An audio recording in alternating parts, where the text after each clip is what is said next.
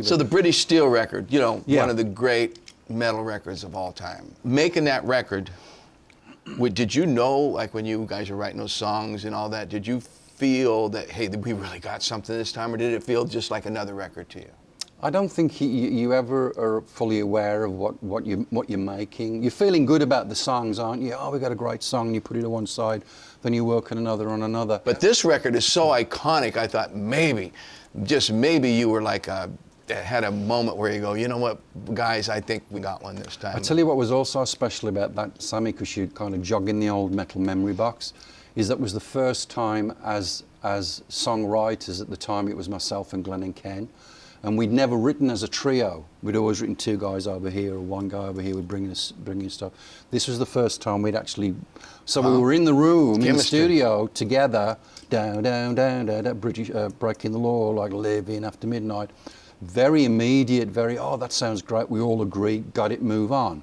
You know, not go through the sure of, well, I'm not sure about that third I'm a believer bar. in that. It was so pure and instant, that all of those songs, it seemed like the whole thing wrote itself, because we had maybe a couple of ideas, but the rest of it was just on the back of getting up in the morning, having some breakfast, going in the studio, getting a song down, and then, you know, 30 days later, the whole thing is mixed and mastered. Everything. When you're called a band, when you're Judas Priest or you're Van Halen or you're Led Zeppelin, you know, I think the chemistry is everything. When the chemistry goes out to one another, the music goes out to one another. Even the Beatles. I mean, yeah, you know, absolutely. Have you ever been a publicity hound? I mean, are you in no. Yeah. No, you know, it's never. I mean, I love that kind. I love it in the fun side of it. It's, you know, it doesn't really have great value apart from you know, a laugh and a bit of lightness and a bit of entertainment. Yeah. We're here to have a good time and keep it simple and give people good memories. And our music will be living a long time after we've gone.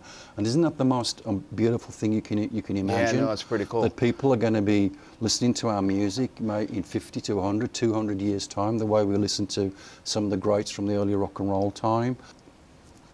Right on, Rob. Thank you, Sammy. But I do have my one little quirk that I have here in my little, it's in my back pocket. I have a thing where I do with all my artists that I interview. I have a little this or that. Now, you can't think. Okay. Oh, Lord. Just little short little things. I'm the world's worst and for this, at this. I'm gonna roll with you, Rob, on this one. Okay, you're gonna put the shades I went on. without my shades because I wanted you to know that I'm true. Okay. So now that you know that,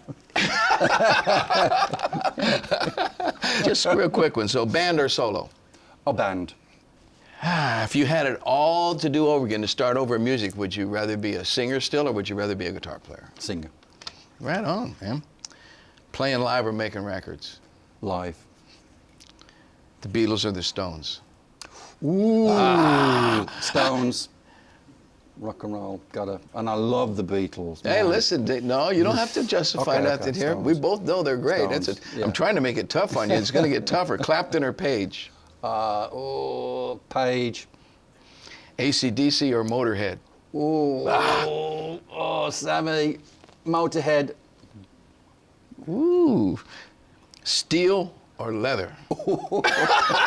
Is there a word called stilether?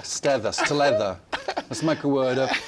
I gotta say steel because it's British steel, isn't it? And it's steel. And okay, and last but not least, so if you had to play for an audience of all men or all women, which would it be? Women. See? Ladies and gentlemen, the other way? Rob Halford in the house right here. The metal monster, the man himself.